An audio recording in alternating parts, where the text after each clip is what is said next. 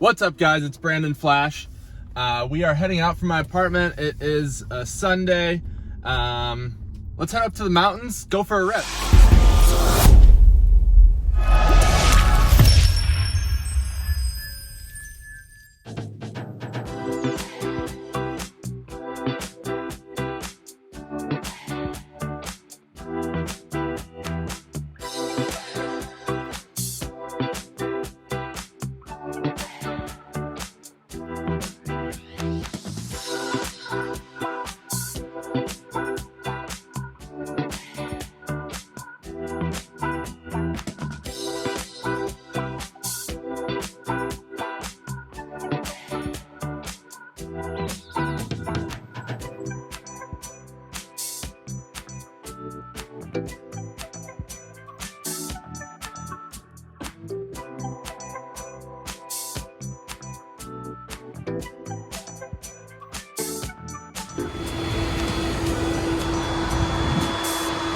We are quite charged up here in Cordes Lakes, Arizona.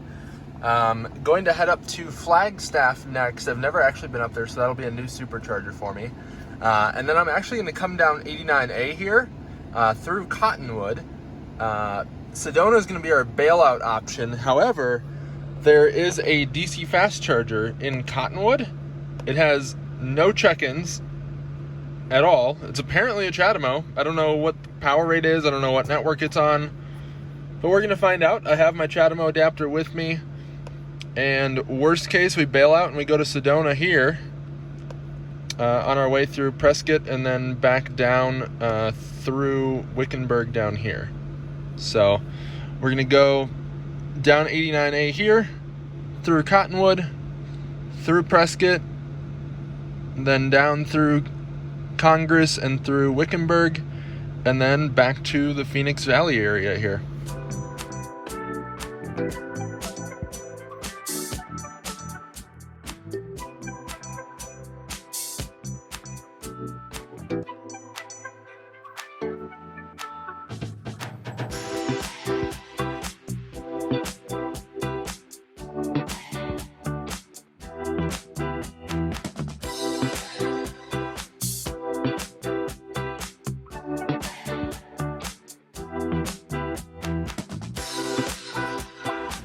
Charged way up to 98%. That's not the route we're going to take, so I'm going to redirect it here. Sometimes you kind of have to trick the Tesla navigation into doing what you want. So I picked a spot along the route that I want to go, and then once we get well off the path that it wanted me to go to Cottonwood area, then I'll redirect it to where we're actually going.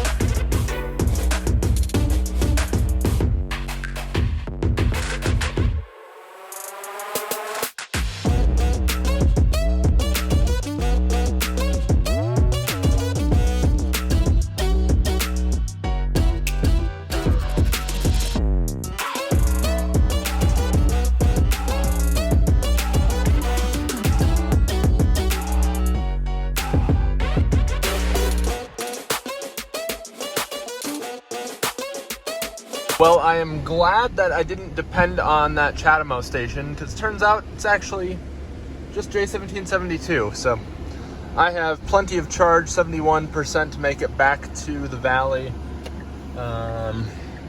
It's beautiful here. I don't think I'm going to go through Prescott, just being that we're getting close to sunset and I don't really want to drive through there at night.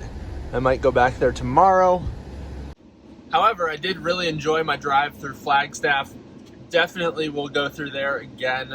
Probably try and head up there really early in the morning sometime. That way I can actually spend some time and explore and not be rushed at all. Or potentially even go up there and then spend the night. That would be pretty awesome. That way I could start out with a full charge up there and everything too. I'm actually really impressed with the Flagstaff area and its beauty. I was using my camera out the window with my new 10 to 22 millimeter lens on my DSLR, and some dude in a Prius was like, no one wants to see your blurry ass pictures, and he kept honking at me. Like, okay dude. But photos actually turned out quite well, so I'm happy with that. And now we are headed back to the Phoenix Valley. We're probably just going to take 17 most of the way. Maybe stop for dinner on the way back. Probably stop and supercharge at the North Phoenix Agua Fria supercharger, just so that we're not pulling in at 5%. But undecided, and kind of depends on the speed of traffic as well. I know there was a fair amount of traffic heading south into the valley to the point where it was backed up on my way north. So hopefully we don't hit that. If we do, I might just make a pit stop somewhere to avoid it. But let's enjoy the beautiful evening. It's nice and cool up here. You know, you've been in Phoenix a while when you go from 113 to 90 and it feels cool. So I guess I'm becoming an Arizonan.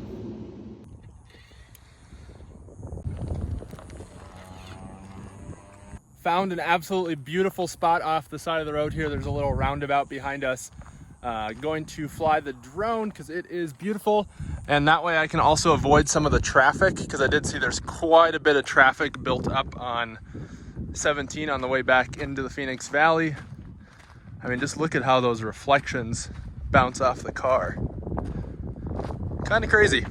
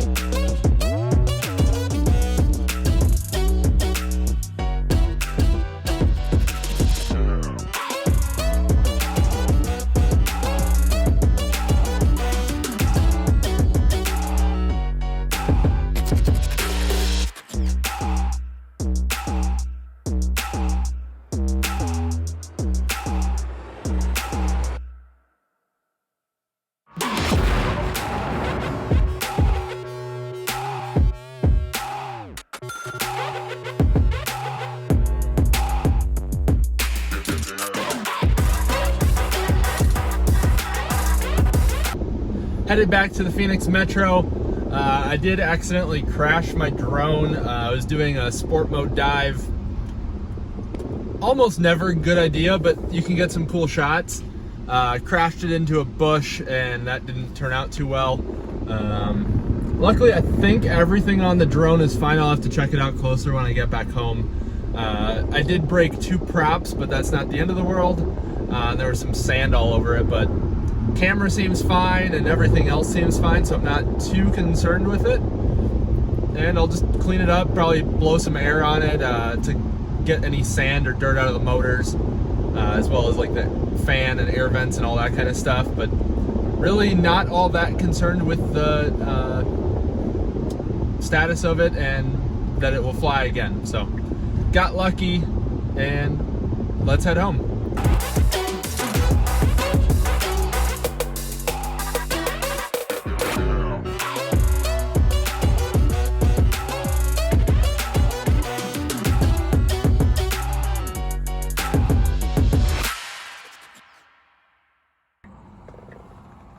Well, I knew the day would finally come, I ran out of power.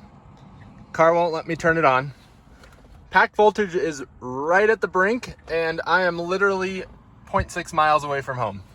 There is a destination charger across the street. I don't know, actually I don't know if it'll show on here. Or wait, gotta enable that. So it's literally across the street. 0.2 miles. But car shut down, even though I'm at 1%. Yep. So I did post in the Arizona Tesla Club, and someone is coming with their SUV and a tow strap. We're just going to give it a tug across the street and let it charge up for a bit and then go home. While we're waiting for the systems to power up, we jumped the 12 volt. I'll show you guys how to do that. On nose cone cars, you pull off the nose cone. There's a little cap here, that's your positive terminal. Obviously don't connect them, or don't let them touch while you're connected. 12 volt battery. Then you just connect the ground to the chassis there.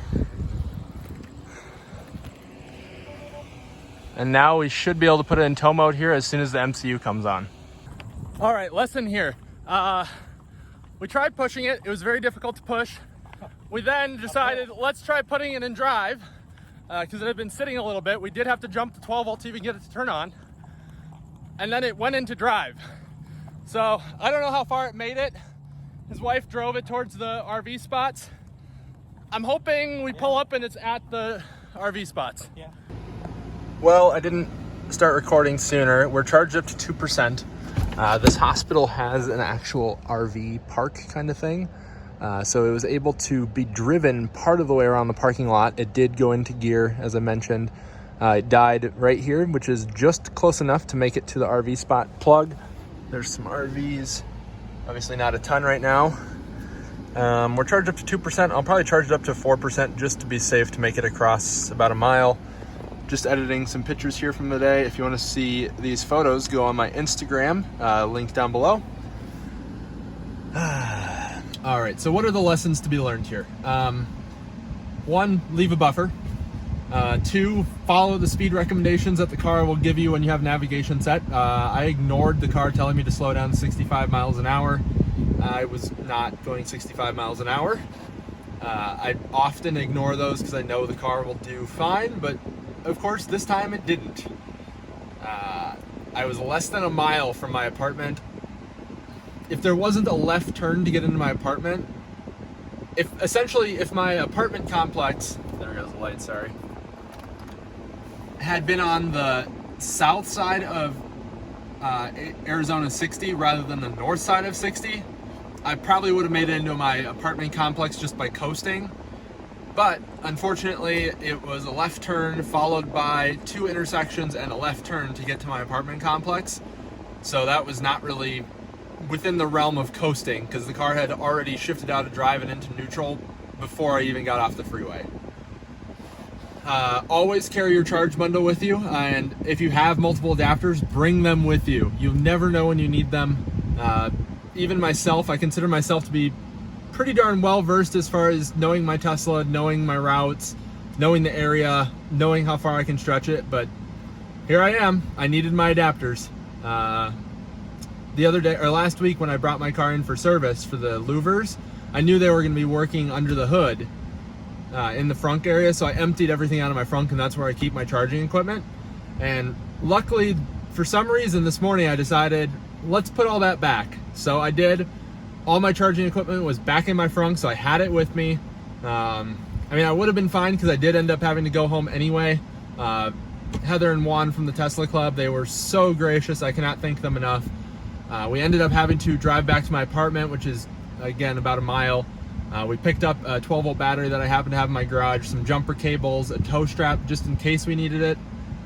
Because we ended up having to use that 12 volt battery to jump my car's 12 volt battery.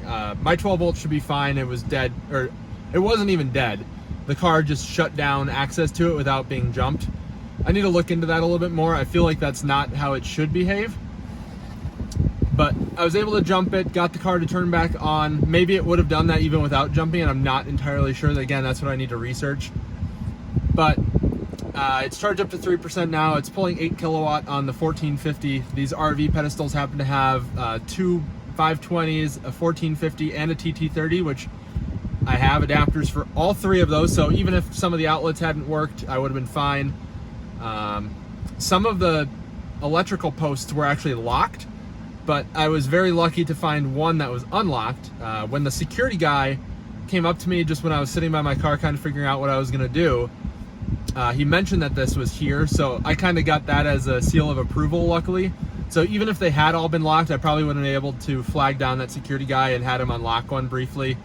I feel like any reasonable person would let someone with a dead car that all they need is some electricity use it for a little bit, especially since they have these pedestals. Sorry, ranting here. It's been a long day. If you guys enjoyed this video, hopefully you did, even with these unfortunate circumstances. Hit that like button down below. If you want to see more content, hopefully not of me running my car dead, hit that subscribe button. I do have more road trip videos coming. My Patreon is linked down below, patreon.com/BrandonFlash. Hopefully you guys don't end up in this situation. Have a great rest of your day. One final thing, just want to show you guys, we did in fact make it back to my garage. I'll plug in just a second here. There's my home mobile connector. And it was 1.1 miles away.